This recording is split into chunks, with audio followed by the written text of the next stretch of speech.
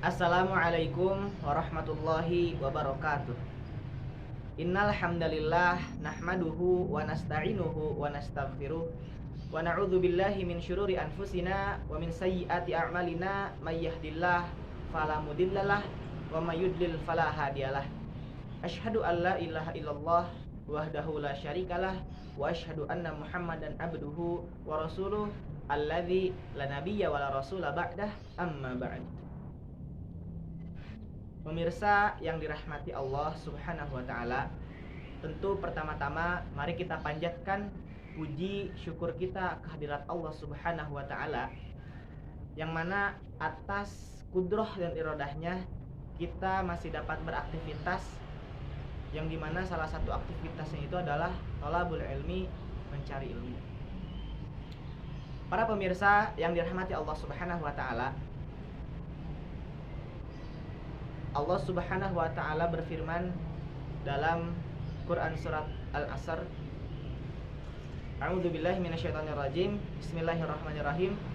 Wal 'asri innal insana lafi khusrin illal ladzina amanu wa 'amilus solihati wa tawassaw bil haqqi wa tawassaw bis sabr.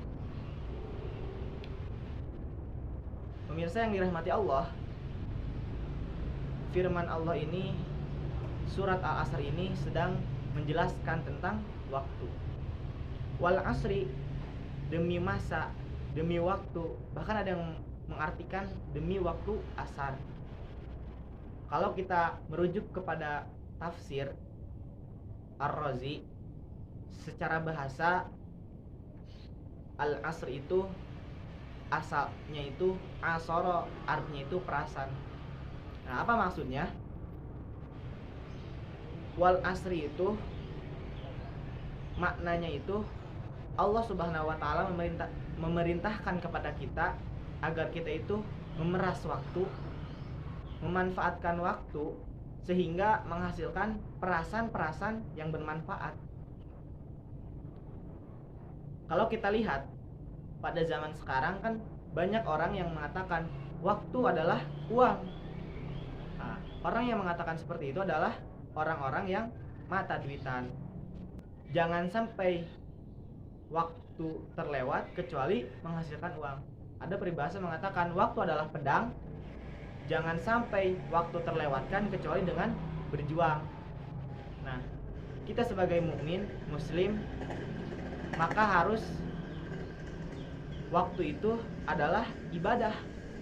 Jangan sampai waktu terlewat kecuali diisi dengan ibadah.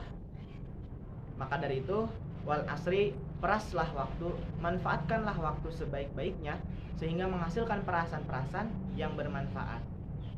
Kemudian pada ayat selanjutnya Allah berfirman, innal insana lafi khusrin, bahwa seluruh manusia itu berada dalam kerugian. Orang mukmin rugi, rugi. Orang kafir rugi, rugi.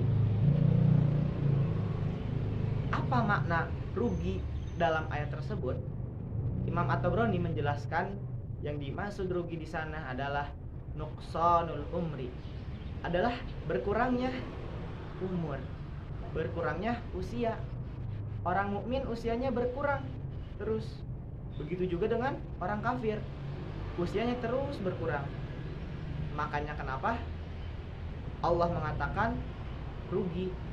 Sedangkan umur tadi yang terus berkurang, huwa ra'su malil insan, adalah modal hidup manusia.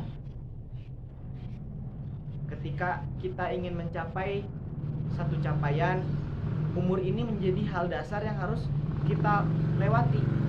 Ketika kita ingin menjadi pejabat, umur yang pertama harus kita lewati.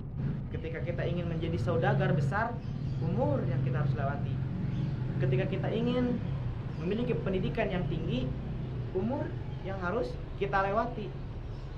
Sedangkan umur yang menjadi modal hidup manusia itu terus berkurang. Makanya kenapa Allah menyebutkan manusia itu ada dalam kerugian.